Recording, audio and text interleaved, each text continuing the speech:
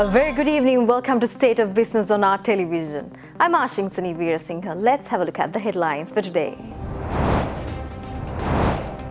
Government flags off $2.2 billion light railway transit project. Ceylon Chamber of Commerce calls for more transparency on SOFA and MCC. News in detail. The $2.2 billion worth Japanese-funded light railway transit project was launched in Colombo yesterday, aiming to revolutionize Colombo's transport system. The project is expected to start constructions in 2020 after the completion of the details, design and tender process, and it will be completed in 2024, allowing the system to be used by the public in 2025.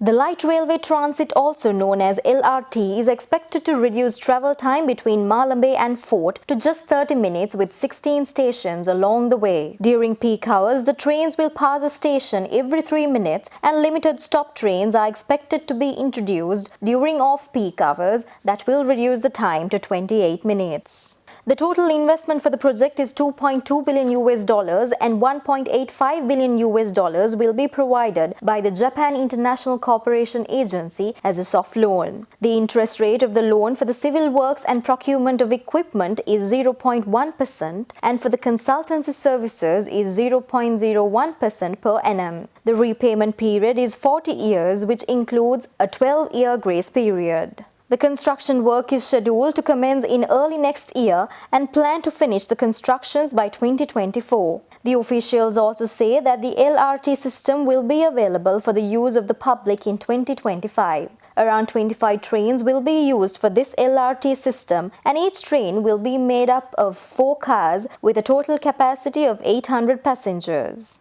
The government also plans a Light Railway Transit Act which will provide the legal basis for the project to be developed and will provide the venture with the powers to establish a company to run and maintain the LRT system.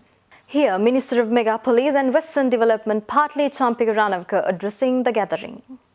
The system is very environmental friendly due to the fact that it is powered by electricity, reducing the air pollution to almost zero for transporting well over 800 passengers in a short time like 32 minutes from Malambe to the proposed multimodal transport hub in Colombo Port. We have planned to take care of all project affected people with due compensation with minimum disturbance to their livelihood. Also, we have taken all measures to retain the aesthetic view of the route by specially designs of the elevator structure and with green building concept in constructing the station.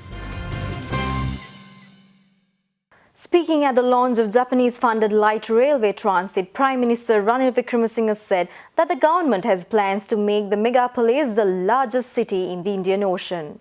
Prime Minister Wickremesinghe also added that the government's plan of modernization is not just in transportation but education, healthcare, housing and other infrastructure. We've taken another major step to making the megapolis the largest city in the Indian Ocean. This is the inauguration, the start of the work of the Colombo Light Railway System. To be a modern megapolis, to be a modern urban center, to be a modern city, you must have all the modern facilities, the utilities, the transport, modern commerce. We in Sri Lanka have only started the process. Then the Colombo Light Transit will certainly help us to overcome this and bring into existence one of the most modern systems of transport. This is but one of the aspects of planning out a megapolis, making the Western province into one urban province with a number of urban centers. We had talked of this for a long time, but when we assumed government after the elections, entrusted Honorable Champika Ranavka with this daunting task, how to modernize and develop the whole concept of megapolis. For the first time, for the phase 1, we have a system operating from Fort to Malambe, but there are other extensions planned within the city, with the outskirts. This has been made possible by the government of Japan. Meanwhile, Japanese ambassador in Sri Lanka Akira Sugiyama also addressed the gathering and assured all the assistance for Sri Lanka from the Japanese government. For this project, the government of Japan will extend the yen loan package up to the amount of about 30 billion Japanese yen on highly concessional terms and conditions. Earlier this year, on March 11th, I had the pleasure to sign the exchange of notes to implement this project together with Dr. R.H.S. Samaratunga, Secretary to the Treasury, Ministry of Finance. While Finance Minister Mangala Samaraweera says that the proposed Status of Forces Agreement and the Millennium Challenge Cooperation Agreement are very beneficial to the country's economy, Sri Lanka Freedom Party says that it could pose a serious threat to the country. In such a situation, the Ceylon Chamber of Commerce in a statement requests the government to provide an enhanced level of transparency with respect to these agreements and also to clarify the exact position to the current status of the negotiations. The Ceylon Chamber, issuing a statement to the media today, said that the Chamber drew its attention to the increasing levels of speculation among its membership and society at large on the consequences surrounding the proposed Status of Forces Agreement, known as SOFA, and the Millennium Challenge Cooperation, also known as MCC Agreement. Accordingly, the Ceylon Chamber requests the government of Sri Lanka to provide an enhanced level of transparency with respect to these agreements and their potential consequences, and also to clarify the exact position with regards to the current status of the negotiations and execution of these agreements. The statement further said that it would also add value to provide comfort to key stakeholders and the public at large that due process, including the securing of policy and legislative approvals, has and will be followed with respect to the processing and execution of these agreements. Admitting the right to have different opinions for any matter, the Chamber also said that the compliance with due process combined with transparent process will pave the way for a satisfactory conclusion. The statement also added that a commitment to transparency by all parties will ensure a fair and balanced discussion among relevant stakeholders on the merits of Sri Lanka moving forward with these agreements. Stay tuned for more news after this short break.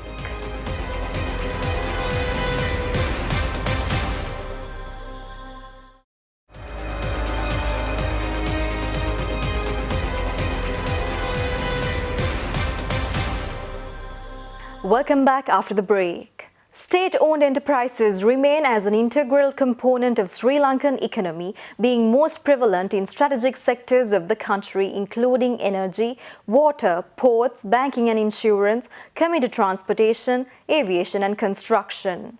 The mid-year fiscal position report issued by the Treasury revealed that the SOE's contribution to GDP amounted to 13.3% in 2018. Out of the 422 SOEs, 54 SOEs have been identified as strategically important state-owned businesses enterprises that plays a catalytic role in transforming the country's economy to a high-growth trajectory.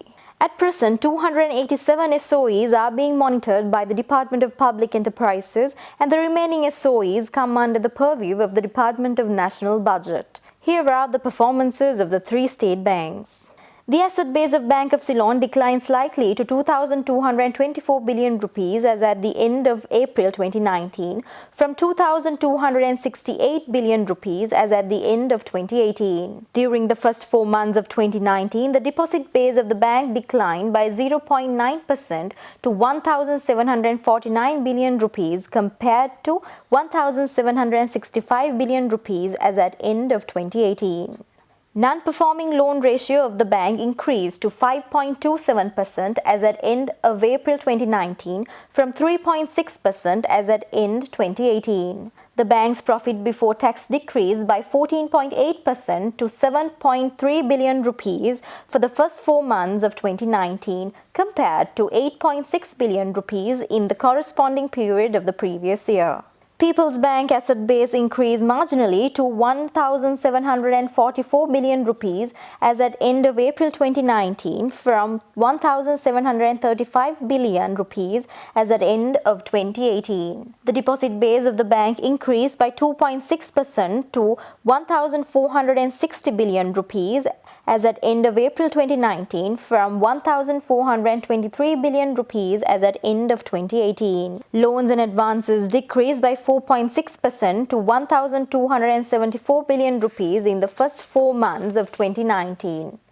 Non-performing loan ratio of the bank increased to 3.2% in the first 4 months of 2019 from 2.5% as at end of 2018.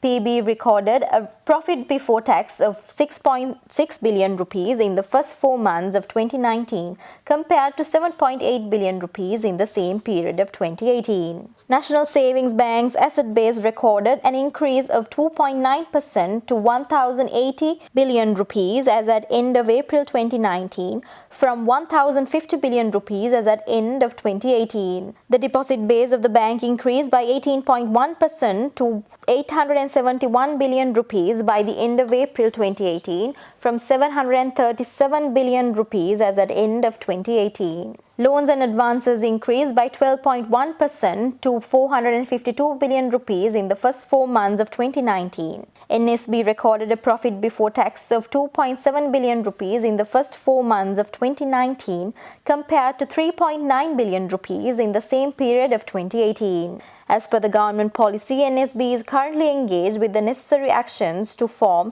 a subsidiary by acquiring Sri Lanka Savings Bank Limited, and the process is yet to be finalized. The government has made arrangements to mobilize foreign financing of $2,439 million by entering into 19 agreements with foreign development partners and lending agencies from 1st January to 30th April 2019 to support the public investment program. The mid-year fiscal position report issued by the Treasury reported that this mobilization consists of $2,431 million in the form of loans, that is official development assistance, and $8 million by way of ODA grants and technical assistance. According to the report by the Treasury, for the first quarter of the year, China led the ODA commitments during this period amounting to $989 million, followed by the World Bank $52 million and Asia Development Bank $310 million. Of the commitments made in the form of ODA during the first 4 months of 2019, the highest amount was committed for the roads and bridges sector, while the ground transport sector received commitments of $570 million.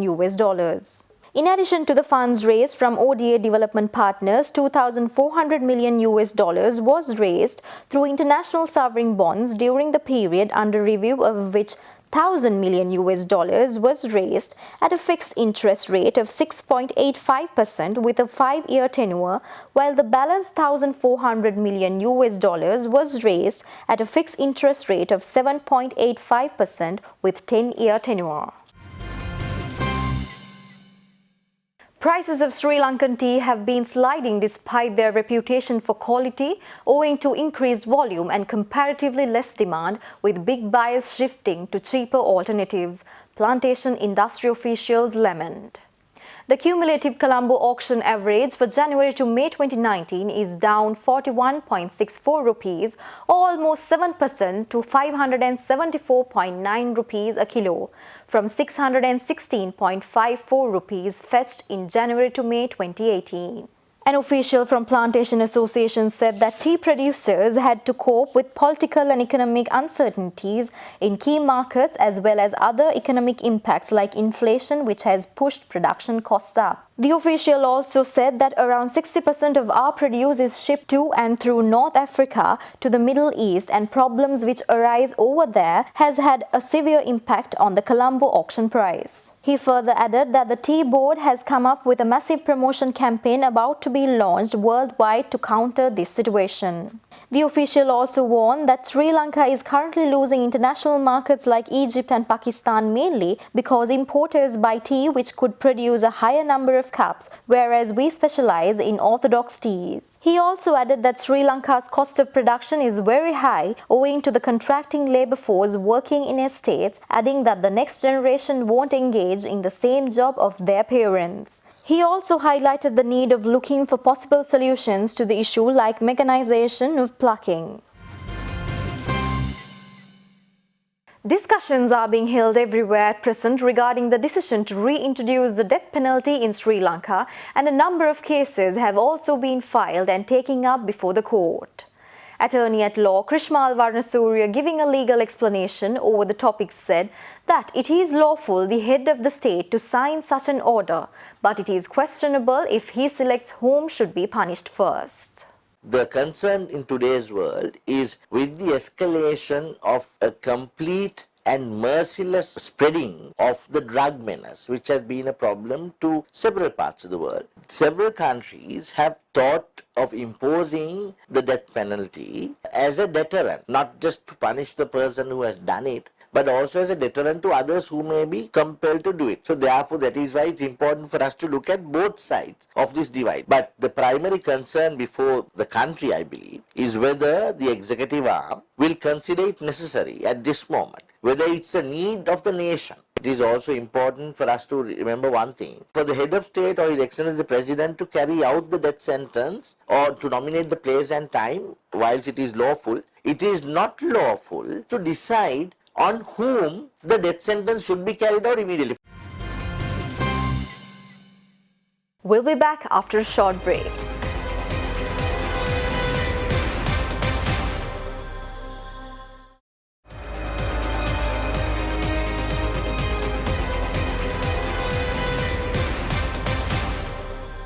Welcome back after the break.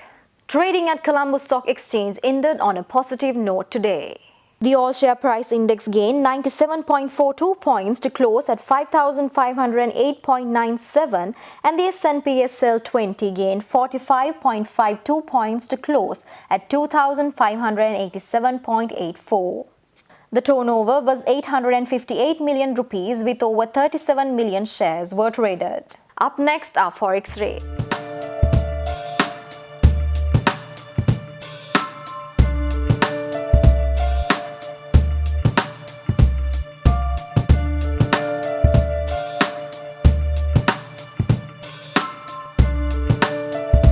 That's all the news for today. Join us tomorrow at the same time. Until then, take care. Good night.